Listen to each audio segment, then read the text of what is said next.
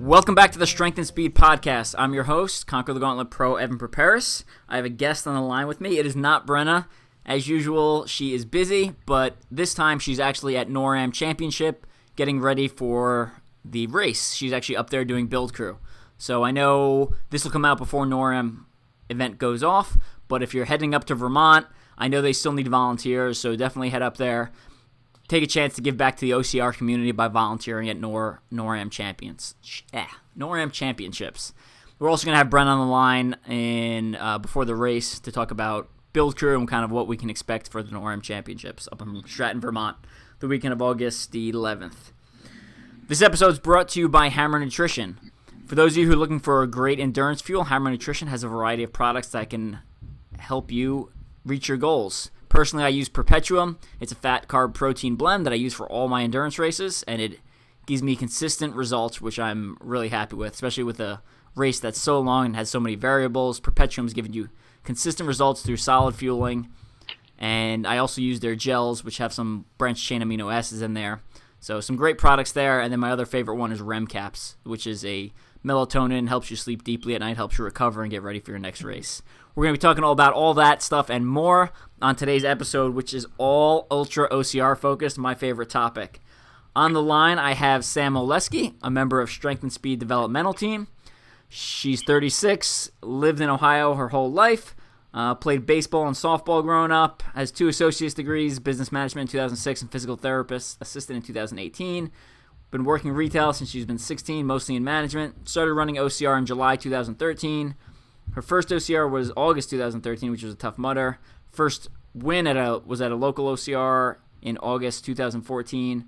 First podium at a national series was second at Warrior Dash, August 2015. In 2016, she was top 50 Spartan US Elite Series with second place at South Carolina Sprint. 2017, 7 top 3 podium finishes with first national series win at Terrain Race. And then what we're going to be talking about a lot on this podcast is she just won 2 24-hour OCRs back-to-back.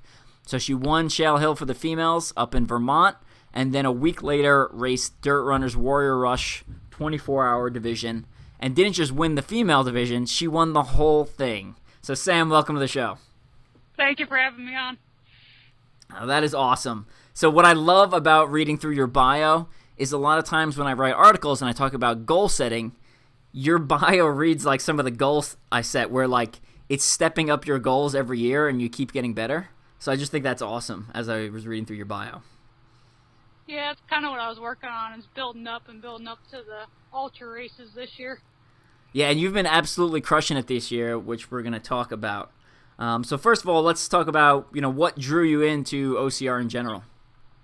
I actually saw an ad for Tough Mudder in 2013 and thought it looked fun on Facebook, so I decided to start running so I could go run a Tough Mudder. Ran one and got hooked on it. Really? Like 2 months later and did my second event. Did a local zombie run. Cool. And then it's been snowballing from there, pretty much? Yeah, pretty much got addicted and do a lot of races. Yeah. So one of the other things I forgot to mention in her bio was she recently qualified as Elite Contender status at Toughest Mudder Midwest in, where was that? I can't even remember now. Michigan. In Michigan. Yeah. I was about to say Chicago, but that was last year. Yeah, that was last year.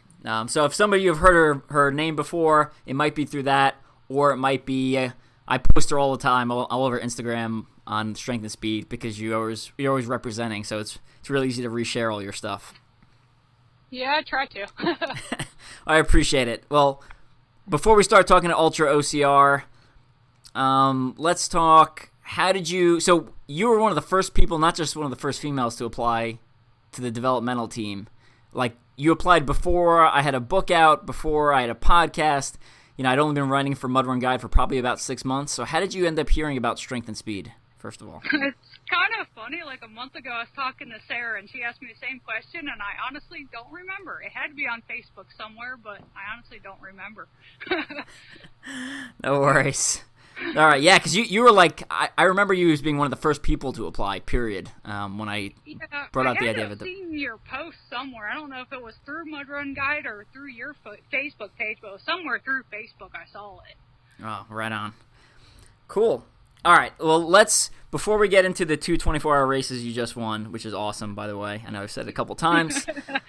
I know you've done... I want to set a baseline for people so they can understand some of the differences. So I know you've done World's Toughest Mudder before.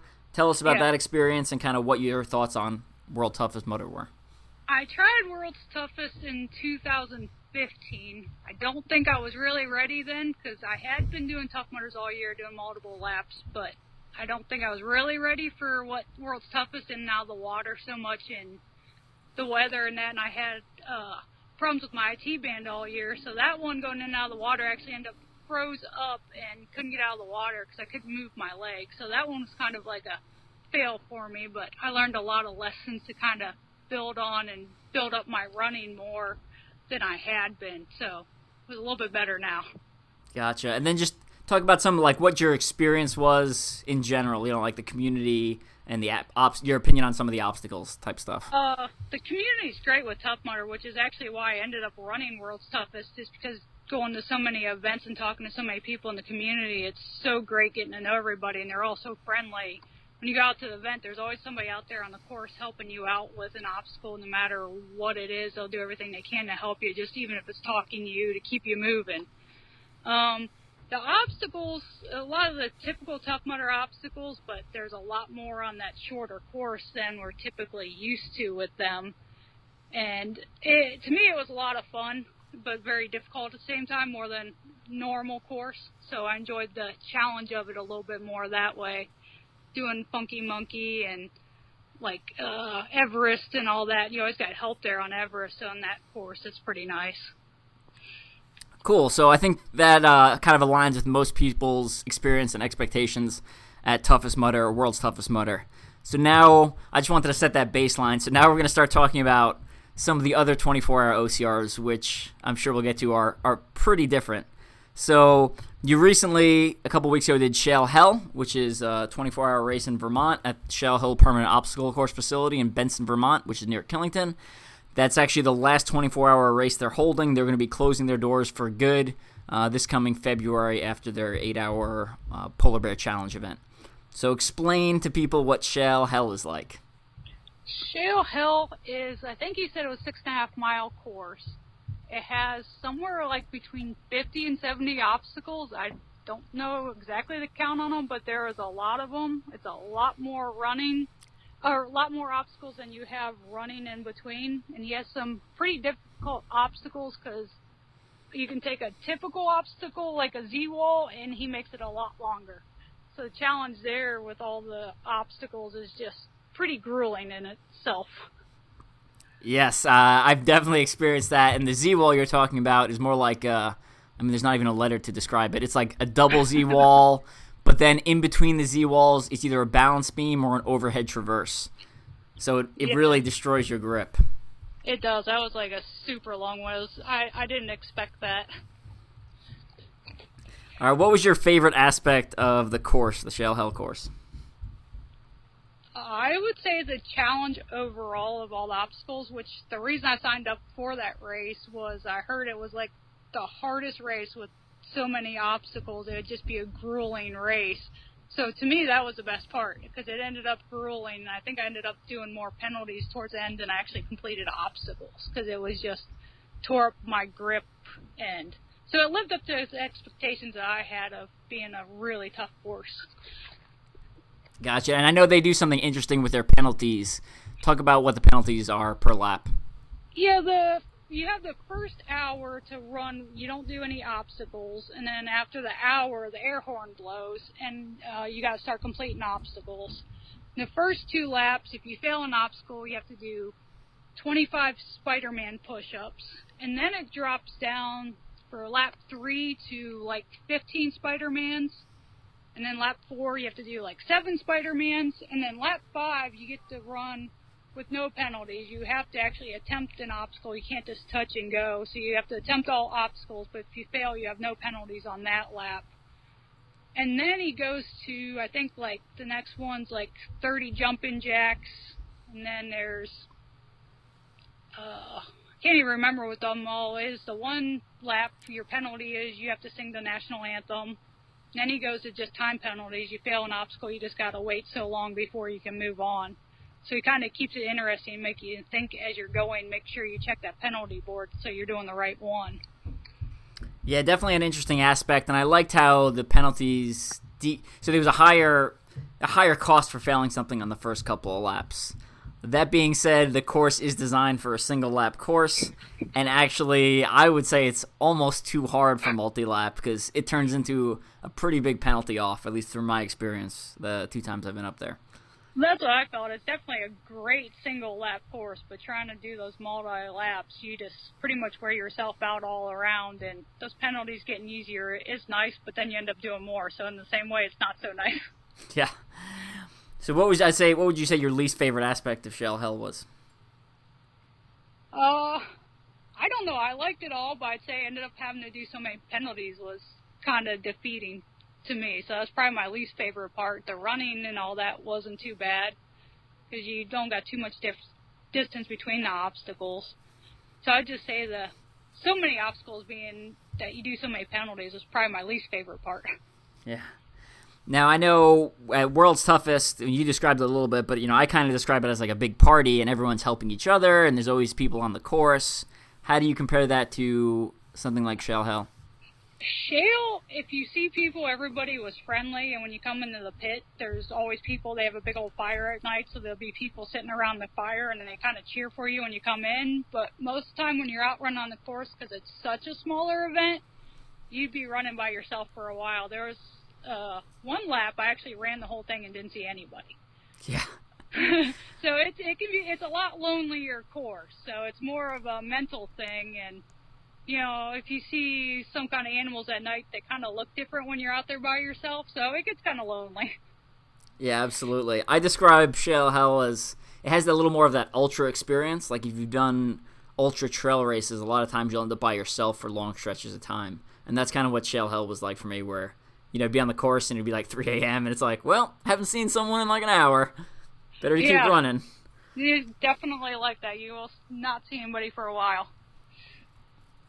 So if you had some friends from the Toughest Mudder community that were thinking of doing Shale Hell, or just some regular OCR people, who would you say Shale Hell is for? I would say it would be more for the obstacle athlete as opposed to like a typical trail runner that wants to try an OCR. So definitely somebody you have more grip strength, more obstacle completion, but also for an average OCR person, just somebody looking for a challenge to see how many obstacles they can complete and what they can do, because he has almost a version of like almost every obstacle you see, so he's got some kind of version for you to try. So it's a great way to go out and try a ton of different obstacles. And what would you say the hardest ones for you were? I would say his gauntlet of monkey bars. But I actually ripped off a callus on my first lap on his version of Twister, because he made it at the rebar and actually tore up my hands pretty bad. So I kind of struggled on that one. Yeah, I highly recommend gloves for that course. I've tried to do it with no gloves for the first lap or two, and my hands just get so raw. They really start wearing you down. So. Yeah, that's where I made the mistake. I didn't wear grab my gloves the first 2 laps, and that's where I ended up losing calluses, and I had gloves on after that. And personally, I like the Mud Gear has a brand of gloves called Mad Grip that I like to use.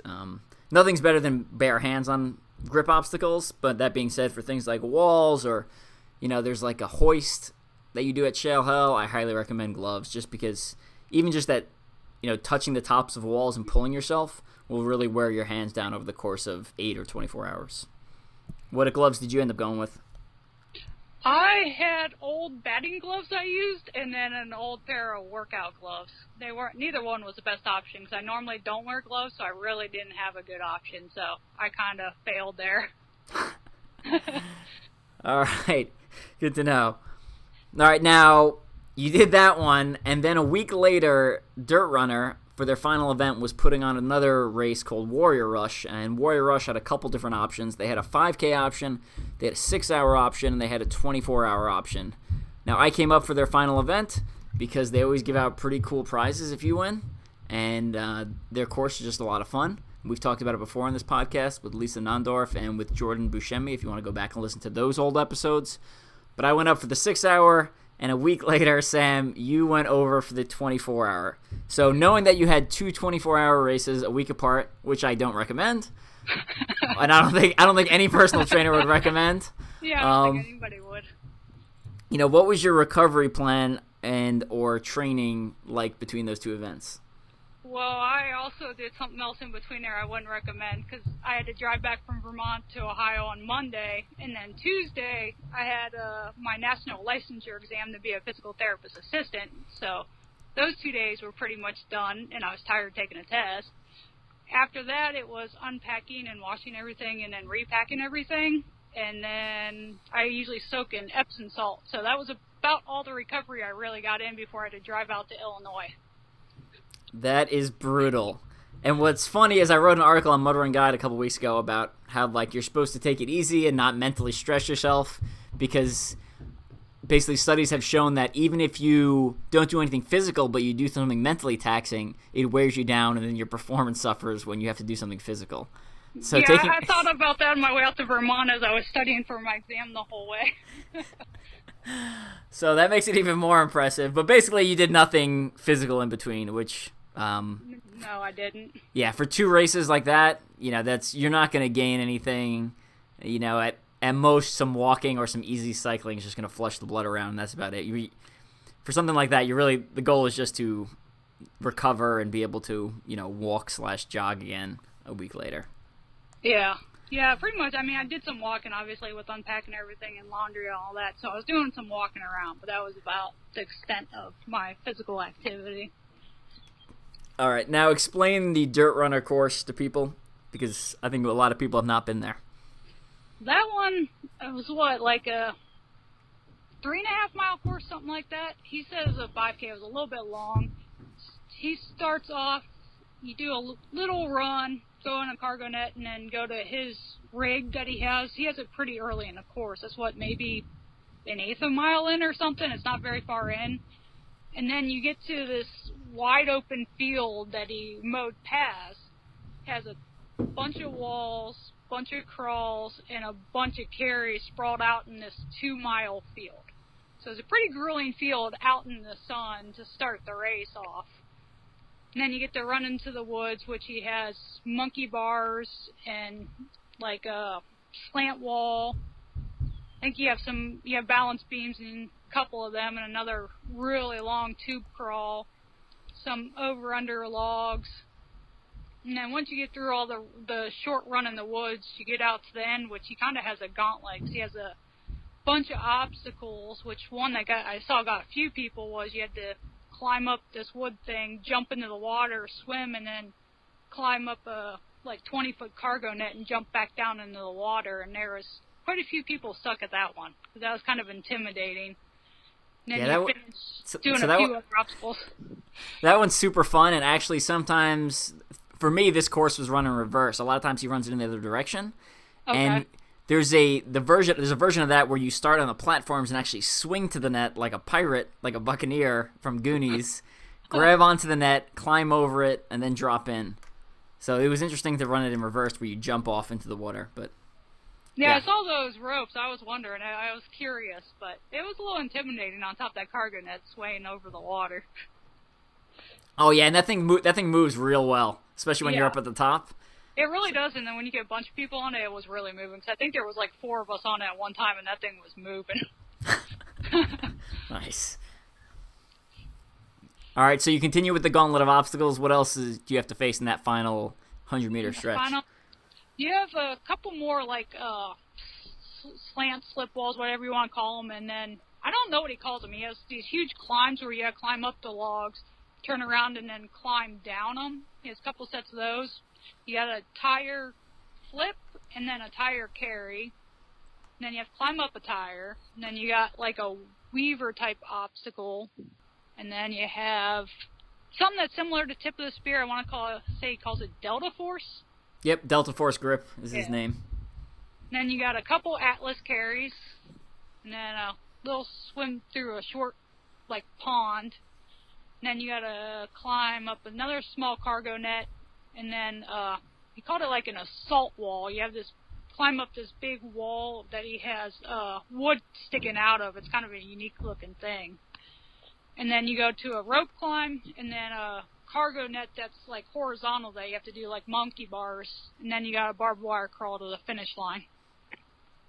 Yeah, so what's interesting is I've done the course a couple times, and I don't remember, when I look back on it, I don't remember anything being super difficult, but it's the repetition and it's the back-to-back obstacles. In like a couple laps in, I was like, I'm exhausted. Why is this wall so hard to get over? I definitely felt that way, especially with all those carries and the walls in the field. It felt like you were like always climbing over something or carrying something, or you're having to crawl. It was just a repetition. Because I didn't think any of his obstacles were real hard either, but they got hard after a few laps. Yeah, absolutely. What'd you think of that low crawl? The one in the right before the Tyrolean Traverse / high wire, low wire. Oh, yeah. That was a long crawl, and it got really hot during the day. That was like the longest tube crawl I've ever done, and it was really low. Normally I can go on my hands and knees on a crawl. That one I actually had to like army crawl through that thing because it's so low. Yeah, so that one's real bad, and there's another one that wasn't in this course that's actually, depending on which way he runs the course, is actually uphill. And it's basically... Oh, wow. It's the same way, but like, you get in there during the daytime and your body is just reflecting heat off of that metal tube and it's coming right back at you.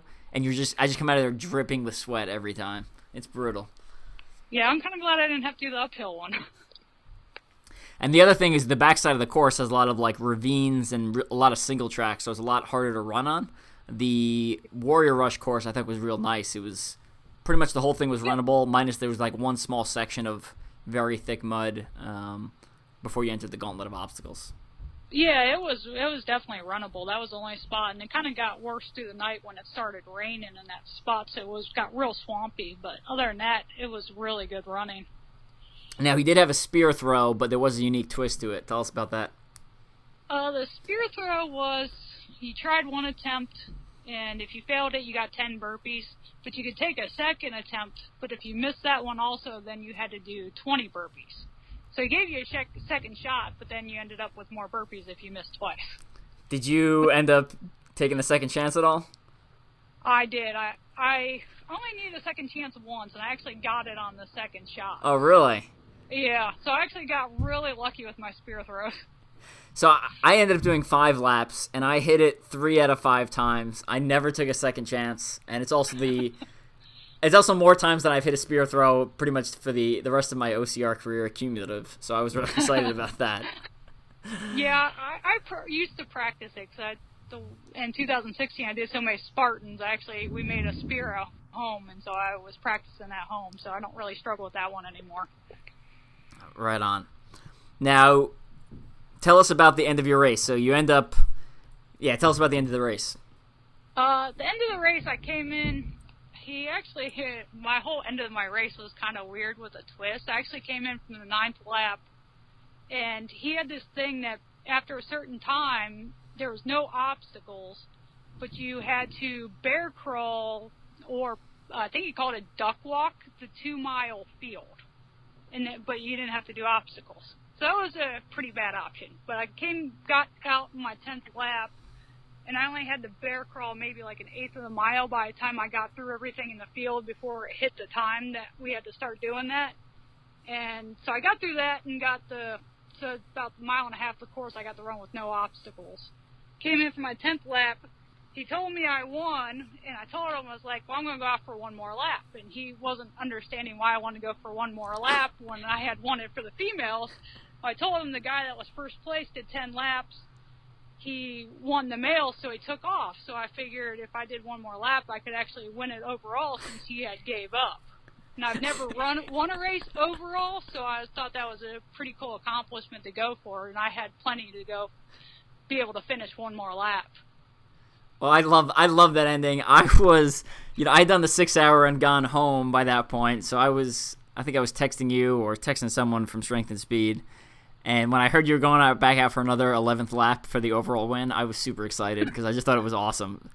Such a great ending. And yeah, the guy who won already had a lead and he'd gone home. So, he obviously couldn't defend himself at that point. So why not take it? I love it. Well, that's what I figured. I was like, he left it up in the air, so I was like, I'll go take it. Awesome. Now, what would you say your favorite aspect of the course was? I liked the end part where he had the gauntlet of the different obstacles because it was not the same type of obstacles. You got all kinds of different things to test you. So I liked that part of the course was probably my favorite part of the course. Gotcha. And your least favorite part? Probably the beginning with the field with the carries and all the walls and crawls. Yeah, and that gets bad. Especially, it was a little overcast that day, so it wasn't too bad. But in the sun, when it's sunny, that gets real bad. You just start. Yeah, kind of later in the afternoon, it started getting sunny, and that field got brutal.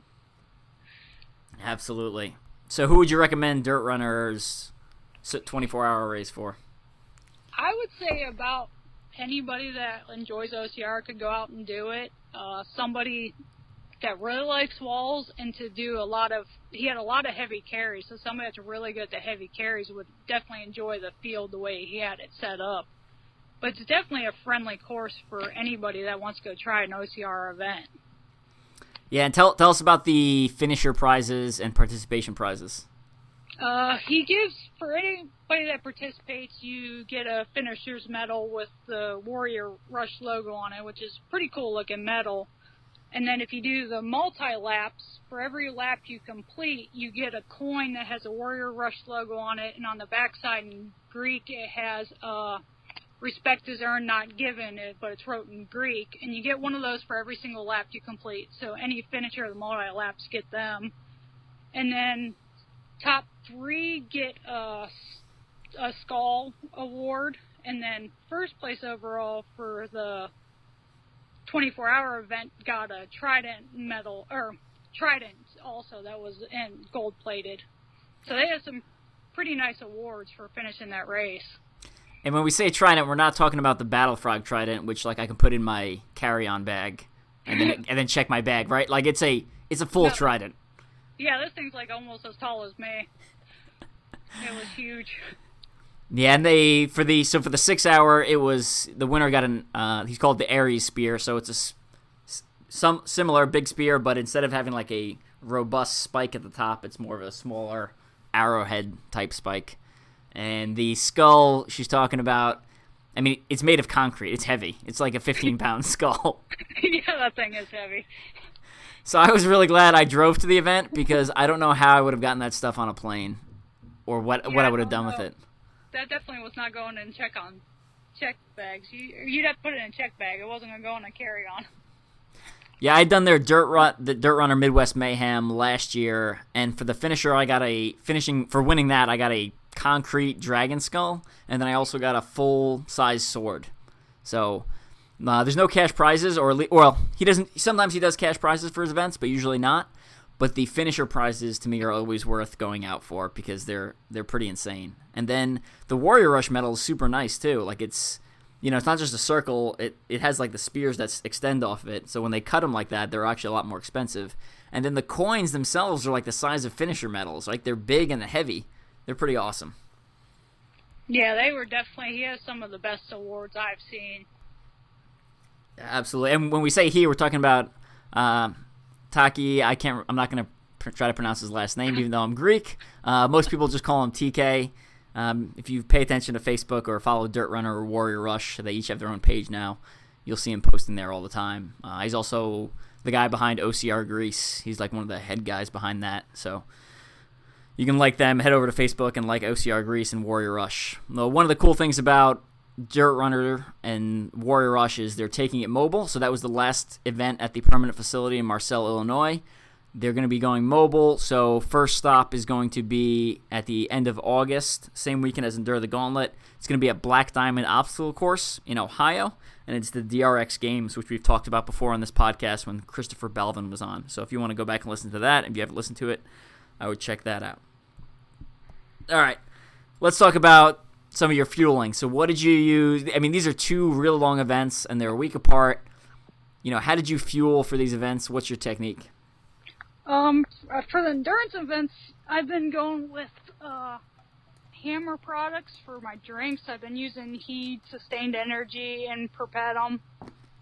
I kind of do like a mixture. I drink different at different times, and then I use Honey Stinger gels. They're about the best thing on my stomach. I just like the honey flavored ones. And then the only thing I really ate was like watermelon and strawberries and some bread. So most of my nutrition, especially like an 8-hour event, I only drink the Hammer and eat gels. I actually don't eat any solid foods during an 8-hour event. 24-hour event, I just added in some bread and fruit for those ones. I know some people listening to this podcast probably thought I knew the answer to that, and you were going to say exactly what I recommend, but that's actually not true. That question was not on the agenda, but she answered perfectly because that's the way I recommend eating, right? Like, I think I just recently read the book Endure, so if anyone's looking for a great book, you can check that out. But one of the things that they were proving via science and like test studies was, when fueling for endurance, it's best to use every system. So people who are like, I'm just fueling off fat, or I'm just consuming like a pure sugar product, or I'm just consuming protein, which no one does. That's not the best way. Like, it's best to put all three into your system, and then your body can 100% utilize as much as it needs at each one. So, which is why I recommend Perpetuum, which is why I think it's the best ultra endurance product that exists. So, good answer. Thanks. Yeah. And now let's talk about, before we let you go, let's talk a little bit about Toughest Mudder Midwest. So you came out to that, and how did that go? That one went great. I went into that race feeling real recovered, felt strong going into it. That one I was running a pretty good race. Like I said, just do liquid calories in that, so I just take a water bottle with me and do a quick pit to switch it out every lap, and it's running pretty good, doing most obstacle completion besides Spunky Monkey, which for some reason I can't complete. It's my nemesis there. Well, that was a tough positioning, if I remember correctly. Or was it? Yeah, that one I struggled on. I didn't get at any of my laps. All right. But besides that, I was running a good race, not too many penalties. Knew a lot of people there running, so always people to talk to running Tough Mudder. So I was just having fun, running good. Was hoping for like a top 10 finish at that one. Just one good placement. My goal for the year was to get top 5, but didn't think it'd really happen because there's pretty stiff competition there a lot of times. But ended up completing 7 laps. On my 5th lap, I actually ended up running with a woman that finished in 5th place, and she thought we were in top 10, maybe top 5. So we're just running, talking, having a good old time running together. And that's Kelly Williams from the Neptune team. Yeah, I couldn't remember her last name. But she had failed an obstacle, and I got ahead of her when I was coming in after our 6th lap, and then people started screaming at me when I was coming in the pit that I was in 5th place. Well, I found out coming out of the pit I was actually in 4th place. So I got pretty excited. My actual last lap was my fastest lap with obstacles, so I ended up finishing 4th place for the women up there with 7 laps. Yeah, that's huge. That is such an awesome accomplishment. I was so happy to see you. I know Kelly too, so I was super happy to see both you and Kelly in that top 5. Yeah, it was definitely awesome. It's something I wanted and one of my goals for the year, but it wasn't one I actually thought I would be able to get with all the people that show up to those races because they're usually pretty tough. Yeah, I mean the other names on the podium were big names, right? I mean April D was on there, and it was Rhea Coble, and was it Allison Ty? Lindsay. Lindsay, yeah. It was Lindsay. Yeah, so pretty big names in the sport of ultra-endurance obstacle course racing, and obstacle course racing in general, so kind of a big deal. Yeah, it definitely was a good race. Yeah, so now that you have Elite Contender status, are you planning on going to World's Toughest or no? That's still up in the air. I don't know about that one with the career change and that, so I'm not really sure about that one for this year. And not a huge fan of the cold, so I don't know. It's up in the air. There's a possibility. Well, if you go and win, that will make you win all 3 24-hour OCRs in the U.S. I'm just saying. So Oh, yeah. I feel like you kind of have to go and you kind of have to win at this point. Oh, yeah, I don't know. That'd be pretty tough to win that one. Yeah, the competition there is pretty brutal all the time. So Yeah. And it's with the last event of the year, most people are not holding back. They're putting it all out there, and I know that's what I do and destroy myself pretty good for the rest of the year. So. Yeah, I think that's what everybody does because they know they got time to recover from whatever happens to them. Yeah, absolutely. Now, I know you, because I'm in a private Facebook group with you, you recently signed up for something else, which I also don't recommend. But go ahead and let people know what you just signed up for and when it is. Well, last weekend I signed up for my first 100-mile race, and the race is in 6 weeks. That's brutal. That is a quick turn. Yeah, well, I'm trying to decide what I want to do for the rest of the year, and I figured I was doing endurance and trying to challenge myself, so I figured that was the way to go. All right, well, I'm excited to see how it goes. Yeah, it's supposed to be a real scenic one, so it should be fun either way. Right on. And what are your future plans for 2019? Any big goals? I actually do not know yet. I don't even know how I'm finishing this year. Everything's been up in the air, and I just kind of been playing it as I go. Warrior Rush, I actually signed up for maybe a month before the event, so I really haven't been planning too far out this year. Just kind of winging it. All right. Yeah. Winging it with ultra-OCRs, also not recommended, but... Yeah, I wouldn't recommend it, but I did the training, just didn't plan ahead with the events, so... But I'll also say, if you don't show up, you'll never know how you're going to do, right? So exactly. I mean, you can go and have fun. Even if you don't get podium or whatever place, you're going to go out there and have some fun.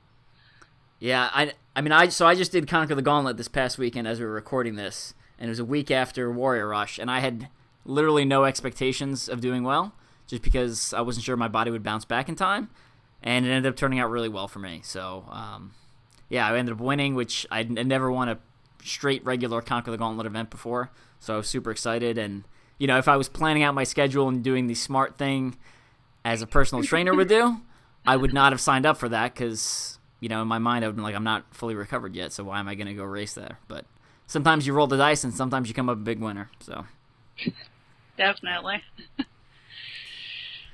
Cool. So you're one of the original members of the Strength and Speed Developmental Team, and we've talked to Sarah Langoni about it before. Yeah. So tell for the listeners just, a little bit about the Strength and Speed Developmental Team, and then we'll do final shout-outs and take off. It's a nice team to get on. You got a private Facebook group.